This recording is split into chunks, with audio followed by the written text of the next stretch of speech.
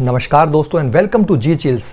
आइए इस रिपोर्ट को देखते हैं। सबसे पहले आप इस तस्वीर को देखिए। लोग पूछ रहे हैं कि आखिर अमेरिका तुर्की और ग्रीस के बीच इतना भेदभाव क्यों कर रहा है।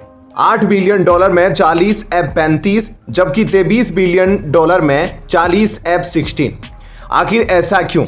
वीडियो में आगे इसे विस्तार से समझाऊंगा। इधर ग्रीस और इजराइल F-35 खरीद रहे हैं, उधर तुर्की F-16 खरीद रहा है। तो फिर भारत राफेल के पीछे पागल क्यों है? 50,000 करोड़ रुपए तक देने को क्यों तैयार है? इसके पीछे जानेंगे चौंकाने वाली हकीकत। अब आप इस तस्वीर को देखिए। यही है दुनिया के सबसे ज्यादा बिकने वाले लड़ाकू विमान। इस लिस्ट में फ्रांस का राफेल सबसे नीचे मौजूद है, लेकिन इसका इन्फ्लेशन काफी हाई चल रहा है। ऐसा इसलिए क्योंकि यह एक अकेला ऐसा लड़ाकू विमान है जो वर्तमान में सबसे ज्यादा बिकने वाले F-16 और सबसे ज्यादा एडवांस F-35 के बीच के गैप को काफी मजबूती से पूरा कर रहा है। जी हां, जिन देशों के पास ज्यादा बजट और पैसे नहीं होते वे अक्सर F-16 खरीद कर अपना काम चलाते हैं, जबकि जिन देशों के पास ज्यादा पैसे हैं वे F-35 खरीद रहे हैं। हाल ही में इजराइल और ग्रीस ने F-35 खरीदा है, जबकि तुर्की F-16 से ही काम चला रहा है। हालांकि तुर्की ने कान नामक 5th जनरेशन लड़ाकू विमान तैयार कर लिए हैं। हाल ही में नाटो देश तुर्की ने तकरीबन $23 बिलियन खर्च करके अमेरिका से संबंध सुधारते हुए 40 F-16 लड़ाकू विमान खरीदने का फैसला किया है। लंबे समय से तुर्की और अमेरिका के बीच संबंध अच्छे नहीं चल रहे थे, लेकिन जैसे ही तुर्की ने स्वीडन को नाटो में शामिल करने के लिए ग्रीन सिग्नल दिया, वैसे ही अमेरिका ने उसे 40 F-16 देने का फैसला कर लिया है।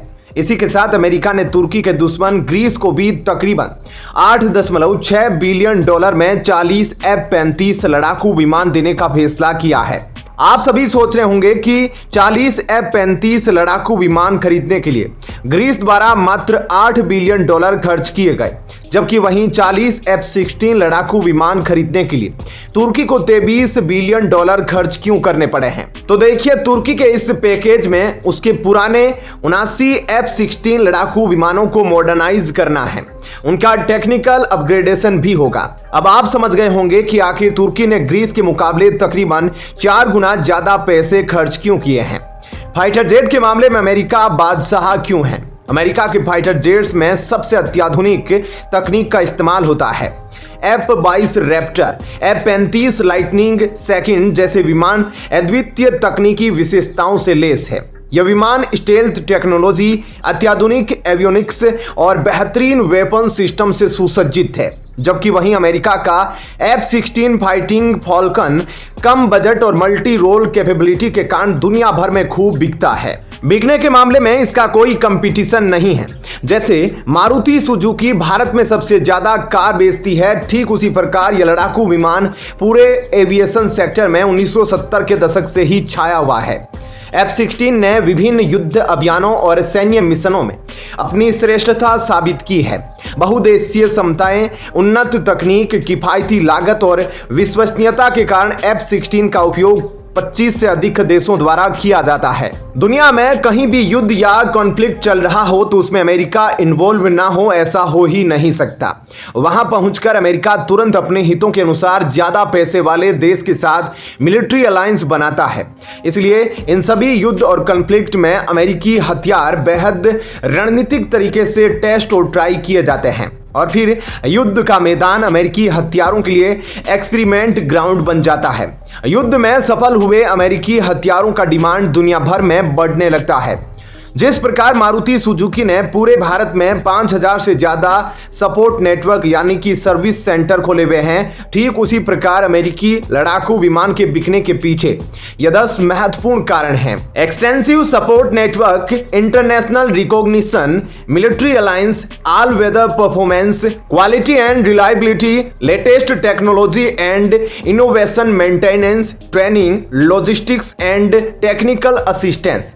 इन 10 प्रमुख वजहों से अमेरिका के लड़ाकू विमान पूरी दुनिया में बिक रहे हैं और ग्राहकों को इन्हें मेंटेन और ऑपरेट करने में ज्यादा समस्या नहीं होती है, जबकि इस मामले में चीन जैसे देश फेल हो जाते हैं क्योंकि उनके पास यह 10 बेस स्ट्रक्चर तैयार नहीं है। अब इस मामले में यूक्रेन युद्ध और सैंक्शंस के कारण रूस भी फेल होता जा रहा है और उसकी जगह पर फ्रांस एक नया उभरता हुआ सितारा बनकर सामने आया है।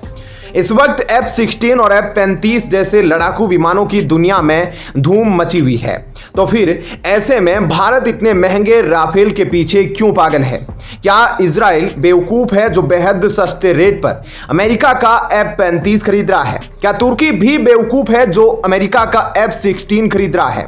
तो जब पूरी दुनिया अमेरिकी लड़ाकू विमान के पीछे पागल है, तो फिर हम फ्रांस के इतने महंगे लड़ाकू विमान को क्यों खरीद रहे हैं?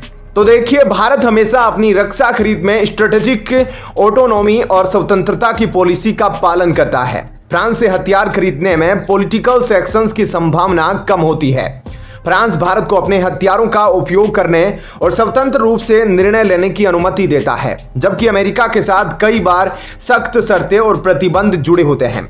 मान लीजिए कल को भारत पाकिस्तान युद्ध हो गया, तो वैसे केस में अमेरिका भारत पर दबाव बना सकता है ताकि युद्ध में भारत अमेरिकी हथियारों का इस्तेमाल न करे। इसका मतलब साफ है कि अगर आपको अमेरिका हथियार देगा तो वह अपने हितों के हिसाब से आपको इस्तेमाल करने देगा, जबकि फ्रांस के साथ ऐसा कोई ज्यादा रिस्ट्रिक्शन नहीं रहता है। हथियारों की डीलिंग के मामले में फ्रांस टेक्नोलॉजी ट्रांसफर को लेकर ज्यादा डरता नहीं है। जब फ्रांस ने भारत को राफेल दिए थे तो उसने कई सारे टेक्नोलॉजी ट्रांसफर भी किए थे, जिसकी मदद से भारत स्वदेशी तरीके से इन लड़ाकू विमानों को मेंटेन और अपग्रेड कर सकता है, जिससे भारतीय रक्षा उद्योग को भी भारी बढ़ावा मिला है। जबकि वहीं अमेरिका आसानी से टेक्नोलॉजी ट्रांसफर नहीं करता है। अगर करता भी है तो वह कई सारे प्रतिबंध और शर्तें लगा देता है, जिसके कारण भारत को आत्मनिर्भरता में बाधा आती है। फ्रांस और भारत के बीच रक्षा सहयोग काफी मजबूत और पुराना है। भारतीय वायुसेना ने 1980 के दशक में ही फ्रांस के मिराज 2000 विमानों को शामिल किया था। फ्रांस के लड़ाकू विमान, विशेषकर राफेल, अपनी युद्धक क्षमताओं और विश्वसनीयता को सिद्ध किए हैं। इसलिए भारत की नजरों में ये लड़ाकू विमान F-16 से कई गुना ज्यादा अच्छा है और साथ ही कुछ मामलों में F-35 को भी टक्कर दे सकता है। भारत और फ्रांस के बीच राजनीतिक और कूटनीतिक संबंध काफी मजबूत है। फ्रांस ने अंतर्राष्ट्रीय मंचों पर भारत का समर्थन किया है, चाहे वह UNSC हो या NSG में भारत की सदस्यता हो या अन्य महत्वपूर्ण मुद्दे हो। हर जगह पर फ्रांस खुलकर भारत के साथ आता है। वैसे तो फ्रांस अमेरिका के मुकाबले भारत को बेहद सस्ता हथियार डील ऑफर करता है। इसके साथ ही वह पेमेंट प्रोसेस में भी काफी इजी और लचीला ऑप्शन देता है। लेकिन इस बार फ्रांस ने अचानक अपने मरीन लड़ाकू विमानों का कॉस्ट इतना हाई क्यों कर दिया है, यह वाकई चौंकाने वाला है। क्या इसमें चीन का कोई खेल है, यह समझना भी जरूरी है, क्योंकि पिछले कुछ समय में फ्रांस और चीन के रिश्ते काफी मजबूत हुए हैं। हालांकि देखिए, भारत को फ्रांस के साथ अच्छे से नेगोशिएशन करने होंगे ताकि यह डील हमें सस्ते रेट में मिल जाए। हाई वैल्यू डील होने के कारण फ्रांस भी इस ऑफर को आसानी से गंवाना नहीं चाहेगा।